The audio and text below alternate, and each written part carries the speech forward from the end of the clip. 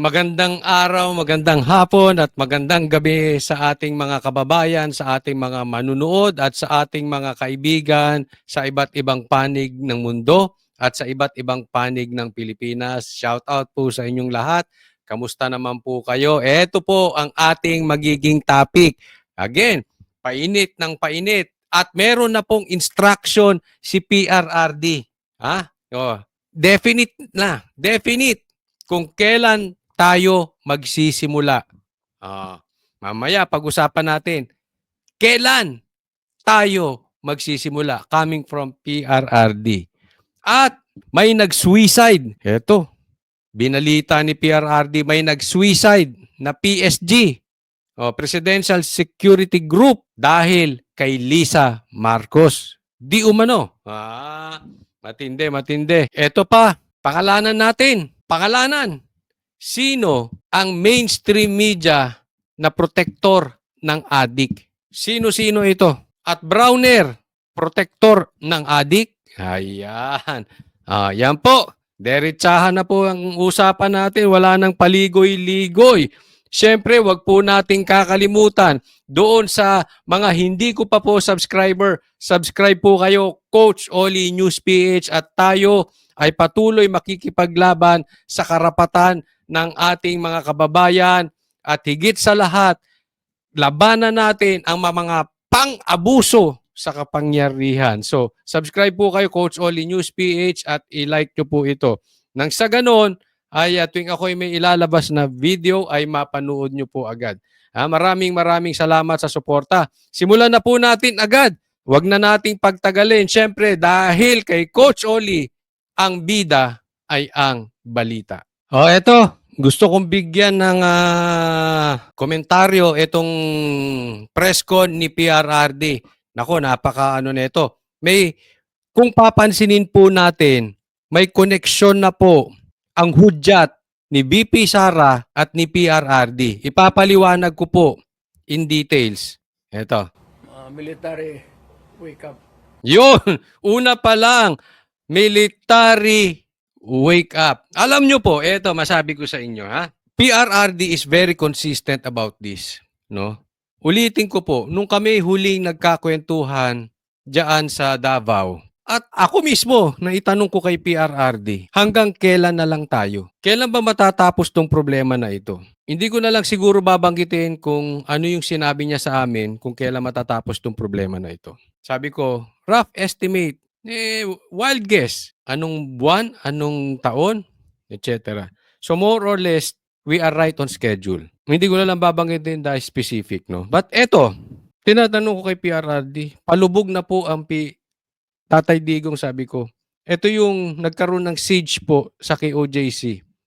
And habang ando doon yung pulis, merong time na lumabas kami at nakipagkita po kami kay PRRD. At tinanong ko, ano po kaya ang paraan? Bukod doon sa kailan, ano kaya ang paraan para matapos na tong problema natin? Ang sagot niya, watch the AFP. AFP lang ang solusyon dyan. And until now, yan pa rin ang sinasabi ni PRRD. He is very consistent on that. Kaya nga naman, pag-usapan natin ito. Sir, there are observers no, from other countries. Hindi ganito yan. There's a silent martial law in the Philippines. Correct. Guys, may silent martial law. Ang tao ngayon wala nang mapuntahan.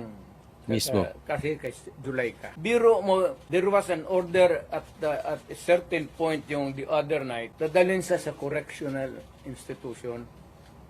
Kung natuloy nalagay siya, saan siya magtakbo? Hindi magagalaw itong Supreme Court kasi separation of powers. Lalo na Malacanang kasi itambalos-los bata niya. So itong tao... Ito May similarities po si Zuleika at ang KOJC. Kasi parehas po na si Zuleika, si Attorney Lopez ay ginamit para pigain si Sara. Ang KOJC ginamit, hinostage para pigain si Pastor Kibuloy. Same scenario. Same script ng nakikita ko. Ngayon, sabi ni PRRD, wala kang matakbuhan. Hindi ka makatakbo sa korte dahil may separation of power. Hindi ka naman makatakbo kay presidente kasi bata niya to si Tambaluslos. Same thing na nangyari sa KOJC.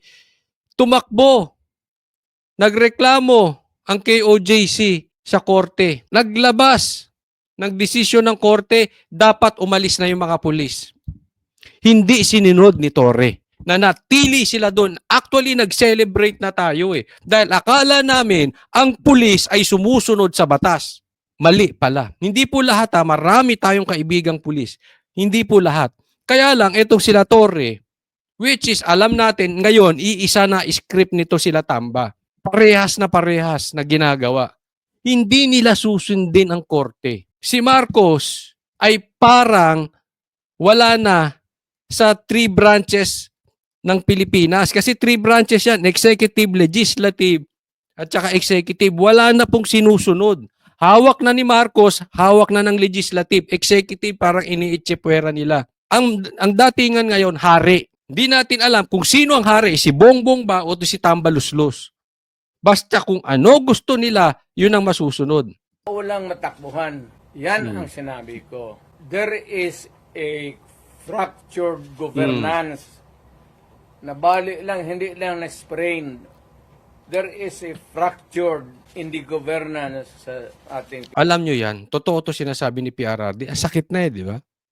Dahil sa pangarap ni Martin na hindi niya maabot-abot, apektado buong Pilipinas. Dahil pangarap ng isang tao na walang kakayanang maabot ang pangarap niya, buong Pilipinas nagdudusa. Pilipinas ngayon. Walang makakorek niyan. Wala. Nobody can correct Marcos. Nobody can correct Romualdez. Nobody can. It's a long process mapapil sa Supreme Court unless you dala ka ng kaso doon, matagalan yan. Hindi mo ngayon pwedeng kontrahin si Marcos. Hindi mo pwedeng kortahin si Tambaluslos. Okay? Kung sa korte mo naman, pangmatagalan yan. Ano solusyon? Ito. Ito ang solusyon natin. Makinig po kayong mabuti. Mga next year pa yan. So if you want Next year pa yan. So para kay PRRD, tingnan nyo mabuti. Kung lalapit nyo sa korte, next year pa yan. Para kay PRRD, matagal yan. Gets nyo? Matagal. Ano yung mabilis? if you want a redress of grievance, there is no urgent remedy. So, it is only the military who says. Yun. Sundalo po. Military. AFP. Kaya ang sabihin ko, presidente ako, nakita ko ang sitwasyon. Masama na ang sitwasyon natin, PRRD. Napakasama na po. Kung gano'n rin ang presidente na in face of so many errors there, nagtupak-tupak na ng hanggang nagkaroon ng breakage, fractured governance. It is only the military who can correct it. Are you saying a military junta can answer? No. Oh. Military lang ang makakapag-correct ng problema natin. Ano ba ang problema natin? Ang sabi niya, walang makakorek kay Marcos, walang makakorek kay Tamba. So the problem is itong dalawa. Itong magpinsan, sakit talaga kayo sa ulo. Kayong magpinsan. Bakit pa kayo bumalik sa Pilipinas, Marcos? Para lang kami bigyan ng problema. But anyway, andito na tayo, military lang ang solusyon. Ngayon, babarahin si PRRD. Baka ito yung tanong ng tanong before na yung sa KOJC na malditang babae. But anyway, hindi ko alam kung sino yung ibig sabihin ba military junta or et cetera, et cetera. Sinabi ko sa lahat niya, magtanong ka ng sundalo niya, mga opisyal dyan. Sinabi nang magpunta ka. Sinabi ko lang, it is only the military who can correct it. Now, to answer your question, ibig ko sabihin ang military, well, it's an option sa military. It's an option to them. Kasi tandaan nyo po, Si PRRD, abogado yan. Hindi yan magsasalita nang malalagay siya sa alanganin. Okay?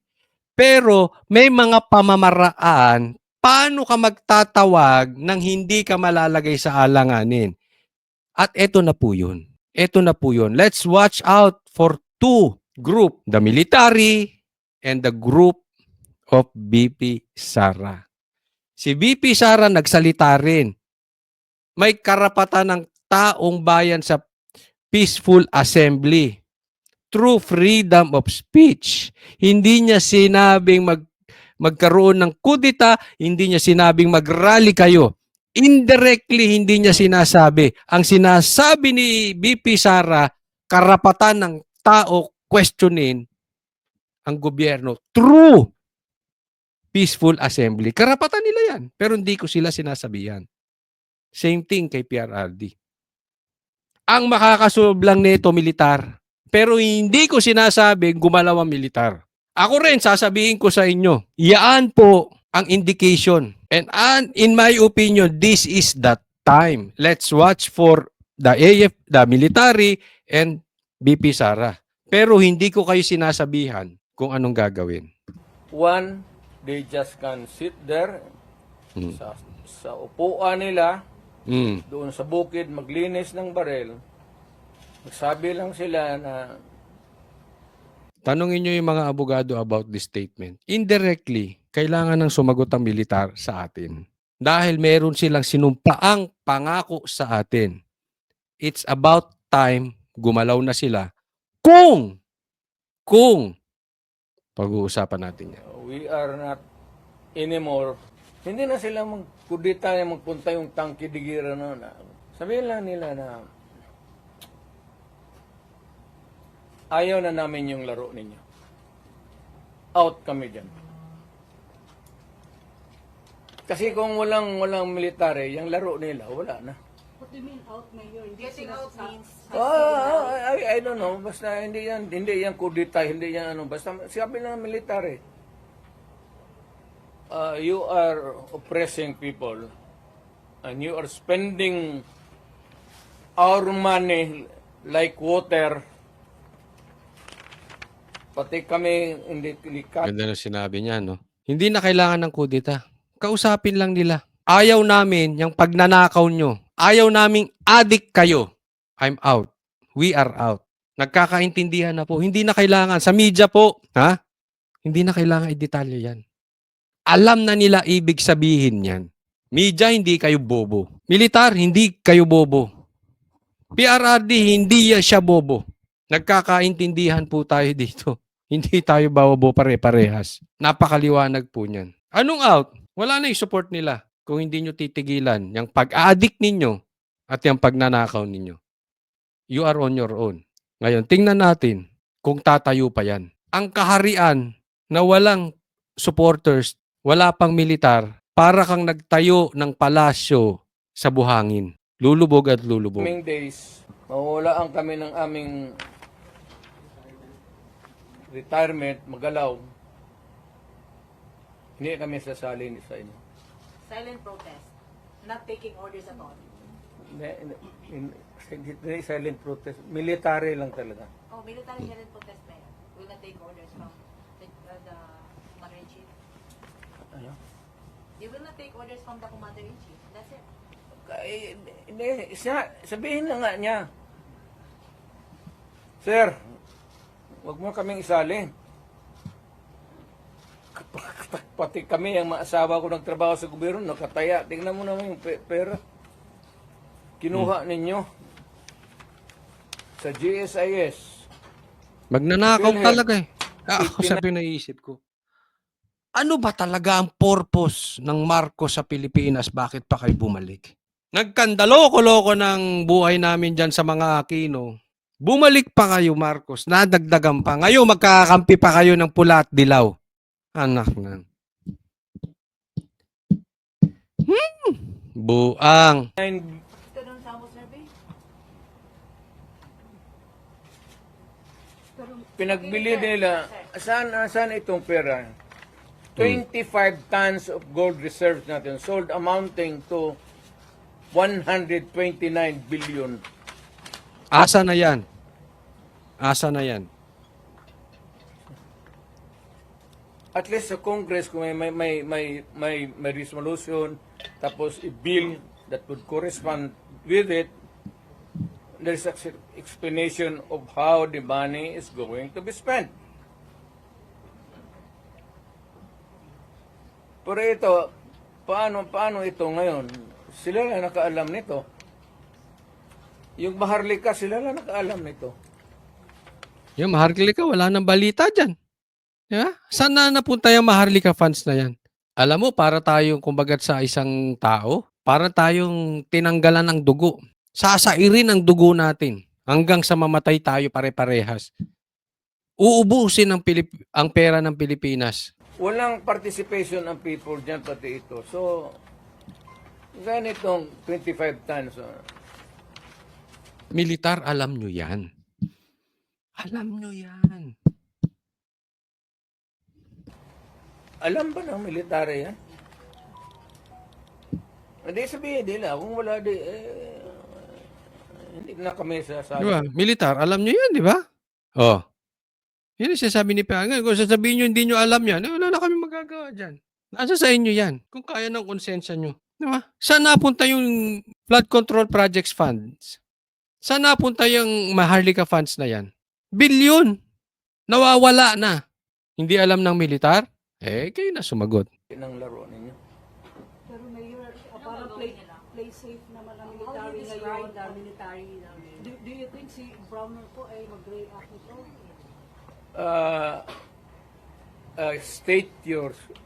Can you restate your statement?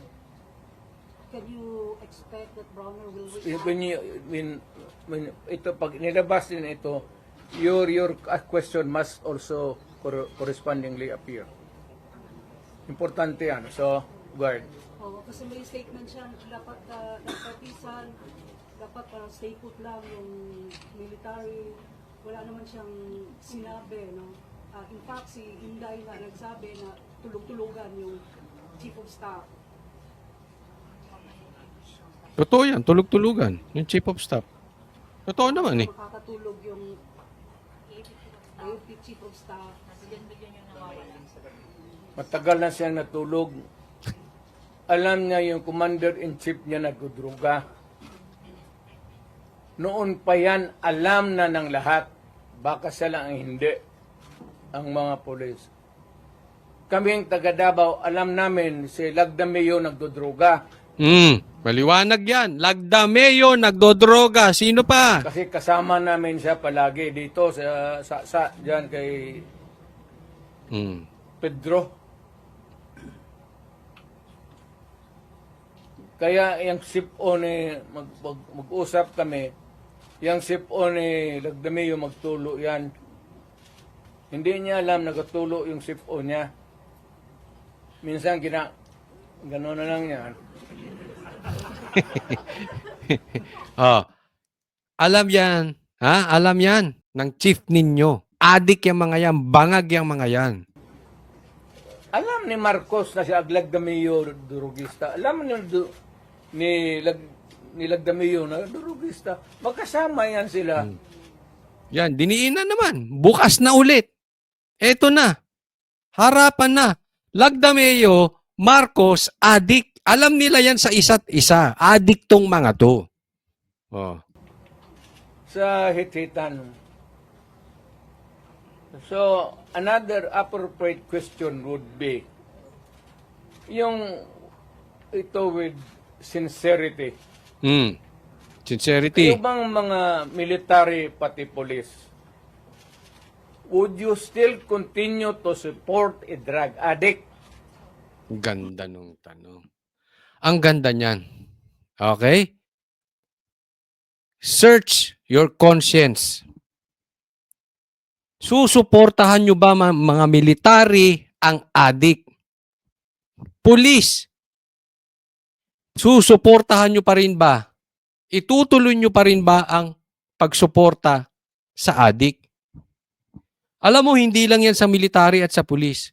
Kasi Every one of us are responsible sa nangyayari ngayon. We have a job, meron tayong trabaho. Tanong ko, mainstream media, are you going to still support an addict? Sige nga, asan ang konsensya nyo?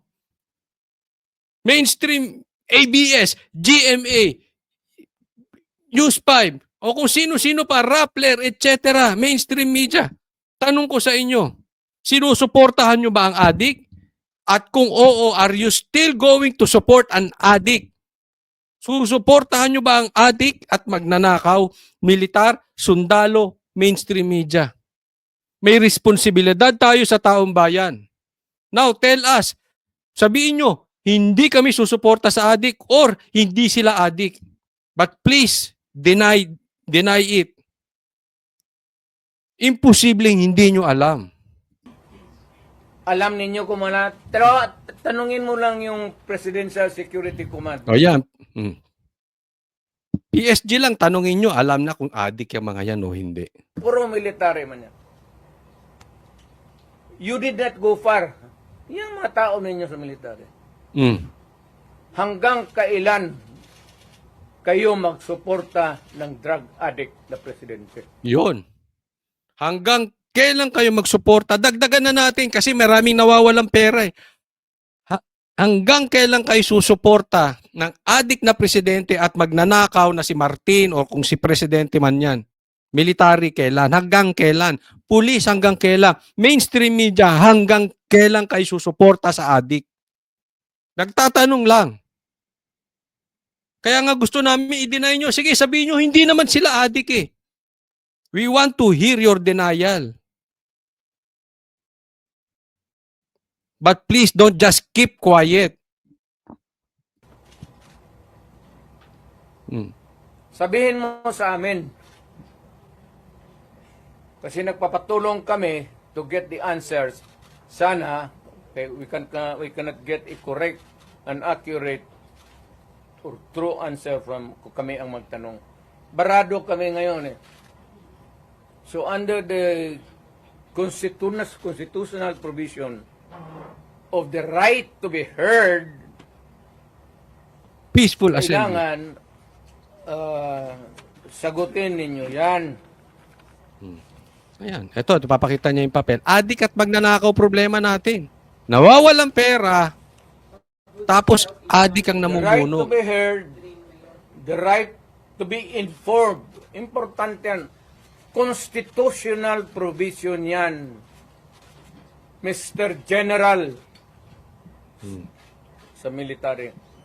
Browner, Mr. General sa And military. the right of the people to seek redress of grievance. Kayo lang ang makabigay niyan ngayon. Yun. Liwanag na. Okay? Maliwanag na. Kayo lang ang makabigay niyan ngayon.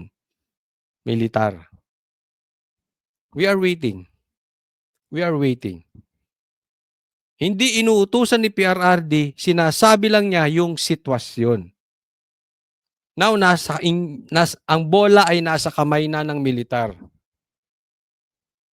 I will repeat the question sa mga military. Are you still going to support until when you are going to support a president that is an addict at magnanakaw? Hindi galing sa akin yan, galing kay PRRD. That is a question.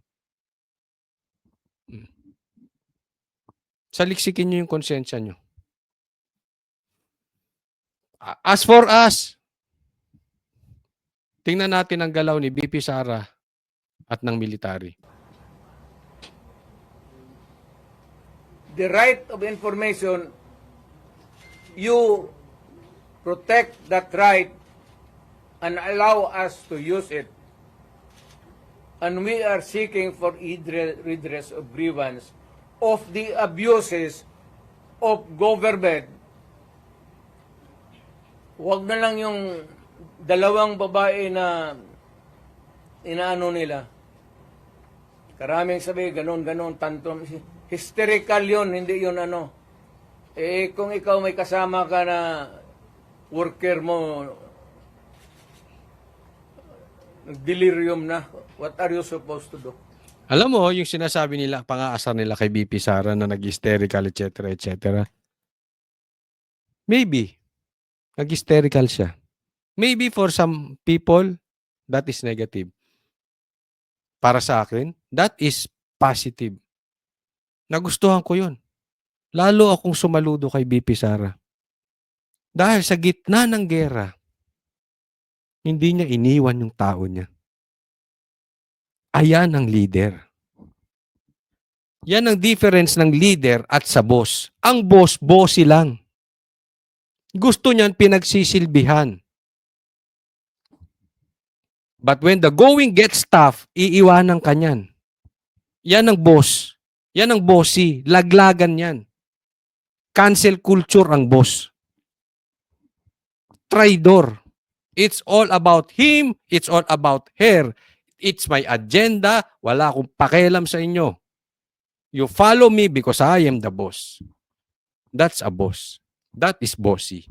A leader, yung ginawa ni BP Sara. Mapahamak na ako. But I will go down with my people.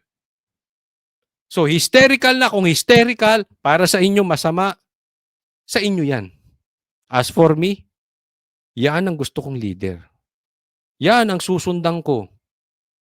Hanggang sa mamatay, yung ganyang klaseng leader.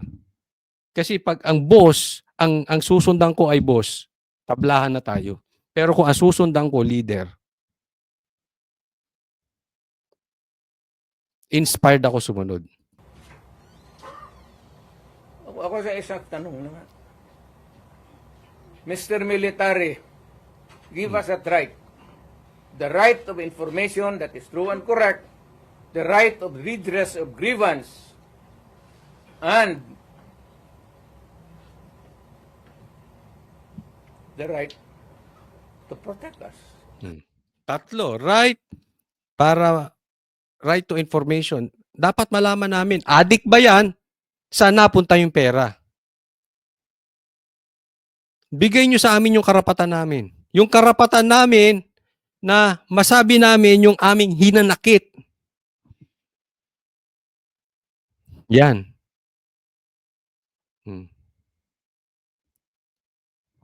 Nasa sa inyo yan, militar. To be short of challenging Browner na. To be short of challenging Browner na. Wala akong tina-challenge. I don't have a challenge to anybody. I'm challenged to the military itself.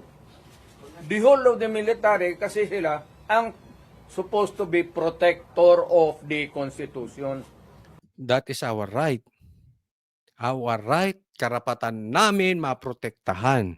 Sa ngayon, wala na tayong anong sinabi ni BP Sara? Wala nang hustisya sa bansa na ito. Karapatan ng bawat isang Pilipino na maprotektahan.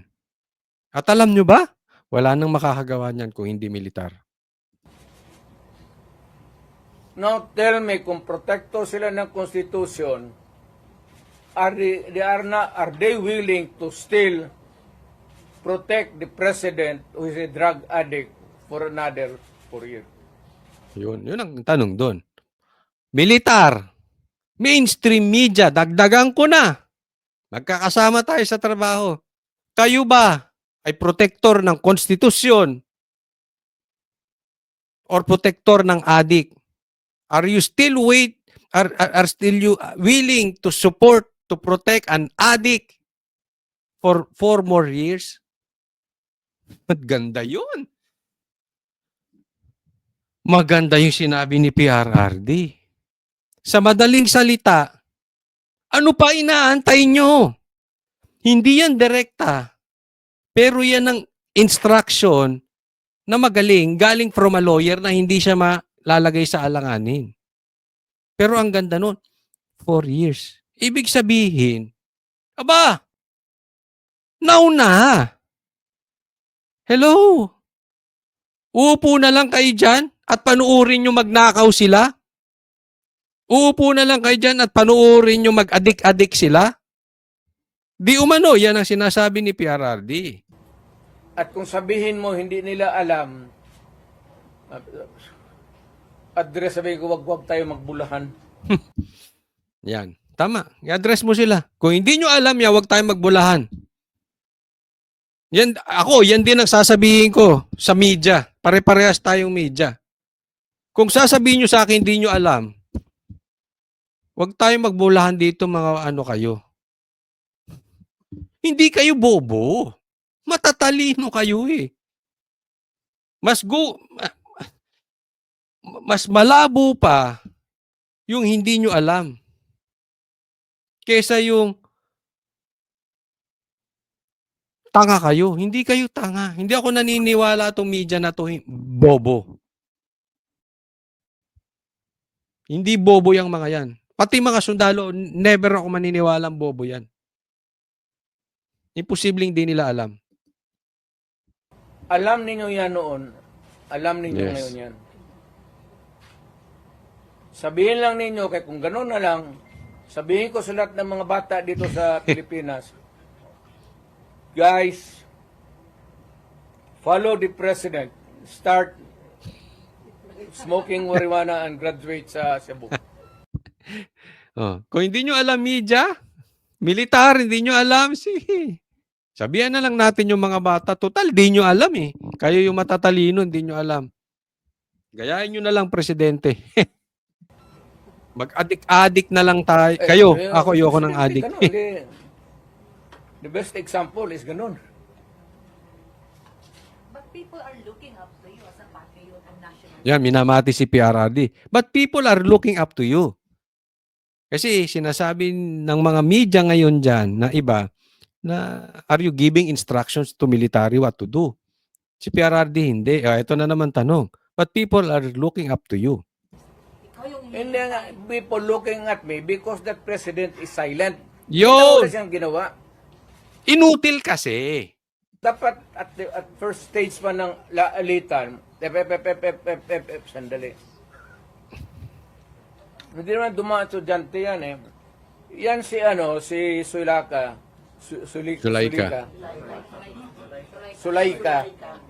Sulaika, anak ni Joe Lopez yan. Sigma Rowan. So marami yan siyang dyan. Eksakto. Yung sinabi ni PRRD, may laman po yun na binamati siya ng media na tinitingnan ka na nila eh. Tinitingnan ka na militar. Diba? So gusto siya na i-trap. Pero matalino si PRRD. And tama yung sinabi niya. People are looking up to me dahil silent yung presidente. Sa madaling salita, inutil eh. Parang ganun. Parang hindi ko siya pinagbibintangan. But as for me, yan ang tingin ko. Inutil. Kasi kung may silbi ang presidente na yan, hindi na titingnan si PRRD eh. Halimbawa, talagang tinapos niya yung mga adik. Ang dami niyang nagawang infrastructure. Ang dami nabigyan ng trabaho. Walang baha. Sa madaling salita, kung hindi inutil si Marcos, people will not look to PRRD. Oo, magaling si PRRD, pero kontento rin sila kay Marcos. Kaya lang, ang taong bayan, wala na eh. Nagrereklamo na from the inside out. Galit na eh. And for the people, they are looking to Duterte, specifically PRRD, because they look at him that the PRRD will stand for the people. That is the difference kasi si BBM will not, and too weak to stand for the people. Yun. Tapos magagalit sila sa Duterte. If kayo naggumawa niyan sa sarili ninyo, if you are doing your job, hindi nyo problema ang Duterte. Ang problema ay nagbabackdoor kayo. Para kayo ang manalo, sisiraan nyo Duterte. Hindi. No need for that. Kayo na nakaupo eh. Kung nakatayo kayo para sa tao, people will not look for a Duterte. Diba? Oo, mahal ng tao ang Duterte, pero nagagawa nyo trabaho nyo eh. So okay lang sa taong bayan. Kaso hindi eh. But people are saying, pag mo si Tatay Digong, alsaming tanan. So how do you react to all this? Ayaw ko kasi presidente ako. Once upon a time, I was president. Now, I could just imagine what will happen to my country if things go awry. Ganyan na. So, hindi manggaling sa akin. It's been already. Alam mo, kailangan din masagot nitong si Marcos yung tungkol sa suicide.